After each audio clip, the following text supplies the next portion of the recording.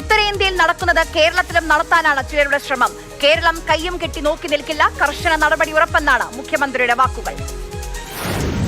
Carol സംഘങ്ങളെ അപമാനിക്കുന്ന രീതിയിൽ അവർ പൊതുവായി മദ്യപിക്കാറുണ്ടെന്നും മാന്യതയില്ലാത്ത രീതിയിലാണ് കരോൾ നടന്നതെന്നുമുള്ള ന്യായീകരണങ്ങളാണ് ചില മുതിർന്ന നേതാക്കളായവർ തന്നെ നിരത്തിയത്. അക്രമങ്ങൾ നടത്തിയവർക്കെതിരെ കർശന നടപടി സ്വീകരിച്ചിട്ടുണ്ട്. കേരളത്തിൽ ഇത്തരം ശക്തികൾ തലപൊക്കുന്നു എന്നത് ഗൗരവമായാണ് കാണുന്നത്. ഭരണഘടന അനുവദിച്ചു നൽകുന്ന മൗലികാവകാശങ്ങൾക്കെതിരെയുള്ള ഒരു കടന്നുകയറ്റത്തെയും അംഗീകരിക്കാൻ കഴിയില്ല. അപരമത വിദ്വേഷം പുലർത്തി മതനിരപേക്ഷതയെ കളങ്കപ്പെടുത്തുന്ന സംഘപരിവാർ ശ്രമങ്ങളെ നമ്മുടെ നാട് ഒരു തരത്തിലും അംഗീകരിക്കില്ല.